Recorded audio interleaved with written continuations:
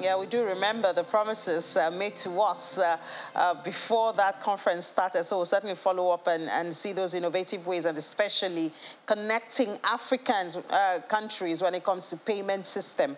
That's one expectation for that conference, the CIBN conference. So we'll be looking forward to the implementation of that. Now, the deployment of innovative and user-friendly renewable energy solutions, particularly for Nigeria's underserved and unserved markets may be one way to expand the use of renewable energy for more productivity. This comes even more necessary when we look at the GDP report for the second quarter of 2022, released by the National Bureau of Statistics, which showed that Nigeria's electricity sector contracted by 11.48% year-on-year in real terms. This means that the sector saw a loss of 15.4 billion naira from 134.19 recorded in the same period 2021. What are some of the existing strategies or innovative strategies that can be used to boost supply and a contribution from the sector? We have the Acting Chief Executive Director of All On. We have Mr. Afolabi Akinrogunde joining us here in the studio. Good morning. Thank you so much for your time. Pleasure to be here. Yeah, well, I'll just follow up with a conversation we had yesterday. I know probably you didn't watch the program, but yesterday we talked about the issue of staple crops processing and the issue of economic zones, you know, that we have the Lekki Free Zone, Free Trade Zone and all of that. And then the issue of infrastructure seemed to be a major hurdle. Because one of the reasons why people really want to go into those economic zones is because it's supposed to have everything, the infrastructure. Yes. But infrastructure has remained a challenge. Top on that list, apart from road, is power. So now we see Nigerians looking at alternative sources of energy. But how popular and accessible have this alternative been? Because when we talk about solar, for instance, we talk about how expensive it is to start. How accessible is it, and how popular has it become in Nigeria? Well, accessibility has improved somewhat. There are really two core levers which need to be moved to make accessibility better. One of those levers is basically private businesses who are doing what they can in that regard. So you have solar companies who are putting in place lease-to-own mechanisms and other sort of policies and other sort of programs to enable people get on that ladder of acquiring this product. You also have some fintechs which are also in the space, which are also providing buy now, pay later schemes to support the acquisition of this program or of this product, because the key challenge really is clear that solar is valuable, solar adds value, especially renewable, but of course 90-something% of that is solar in Nigeria. But the challenge, of course, has always been how do you acquire it because of the costs. So we have those happening. We also have other things, other levers that can be pulled at the macro level, at the governmental level, which can help to reduce the acquisition cost, reduce the cost, with the final people at the end of the day pay for this product. So things like waivers, things like tax credits and what have you, which have been put in place in many other countries, which have helped to add 5, 10, 15% reductions in the total cost of this product, which then makes it a lot easier. If something was supposed to be 100,000 naira, becomes 85,000 naira, or 80,000 naira, it becomes a lot easier for people to get on board. So I think it's going to be a combination of both what these companies are doing of their own accord to enable the acquisition of these products, and also what the government is also doing. And of course, we also have to add to this what some other private companies are doing, like a model which we see now, which is basically power pay-per-use models, where you have people who you don't need to acquire, because that challenge is also how do you acquire. You've mentioned that yourself. You've got companies like Mobile Power Ready, all these companies which are putting in place systems where you just use each time you want this product, come, I give it to you, you use it, you can use it to power your fan, TV, charge your phones, or what have you. So that removes that challenge of acquisition cost. So everybody are in the space looking at creative ways of finding those solutions. But I think it's going to be a combination of what people are doing on their own and what the government can also do to support the ecosystem. Yeah, okay. So an analysis by the International Renewable Energy Agency indicates that Nigeria's renewable energy capacity increased marginally from 2,154 megawatts in 2021 to 2,150 megawatts. That's from 2,150 to 2,154. That's very marginal, like four. Marginal. But really, what do they mean by an increase in the megawatts available? Yeah, that's basically the capacity of all the systems put together which are in the country. Of course, it was also key to also note when talking about that 2020 was a unique year. Yes, that was when we had COVID and with the attendant supply chain, logistical challenges. Yes. Even but what deal-making was a challenge. It? Is it more people getting involved, more companies, creating exactly. the equipment and exactly. all of that? The equipment's coming in country, those equipments being utilized, those equipments being put together, all of that together. So now that customs is increasing, I don't know if you heard that, increasing, the levies and imports duties, that of course will also, because these things are not being manufactured in Nigeria. Yes, exactly, because part of our own mandate really is to look at how to support the entire ecosystem.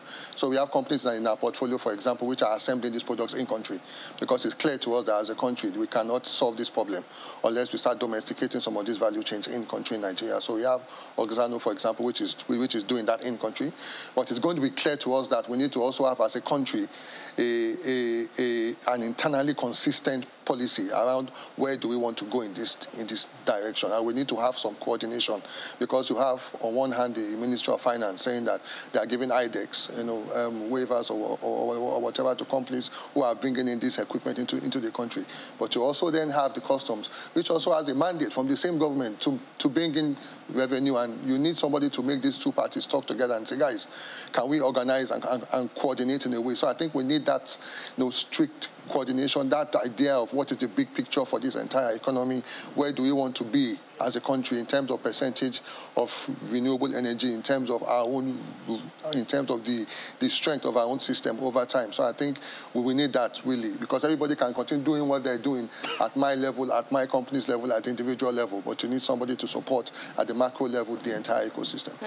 Yeah, I think you just brought out a point there, which is not new in Nigeria, unfortunately. The customs, they are there, they have their own revenue target, which might be one of the reasons they're increasing, the imports, excise duties and all of that. And then you have the ministry trying to say, okay, well, we want to make it easier for people to bring in this equipment so that there'll be spread. Once there's spread of power and electricity, then you can expect there to be a boom in economic activities, and there'll be an increase in tax payments at the end of the day.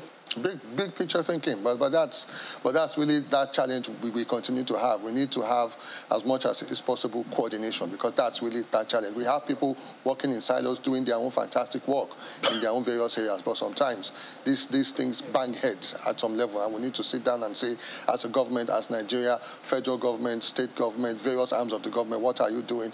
Okay, you want to do this, even at the planning level, you want to do this next year. Okay, what you're doing may have an impact on agriculture, may have an impact on this, and let's find a way to ensure that this becomes a beautiful choir singing melodiously. Yeah, and another thing I think I picked from your points is domesticating the process, so we don't have to import everything. But I spoke to a manufacturer, someone who, I don't know if they call him a manufacturer, of traveling bags. And he did complain how, as tiny as bolts and nuts are, they have to import it. So what happens to the cottage factories that are supposed to be doing those little things, even if it's just the bolts and nuts, so that we don't have to import? At least that's going to reduce the import bill. Yeah, of course. You then go back to Ajakuta, you go back to steel, you go back to all the other challenges. So I think, at the end of the day, I think we need to have, hopefully, leaders work in four-year silos. Every 4 years you have to think of coming back into office, and then you don't have more than 8 years.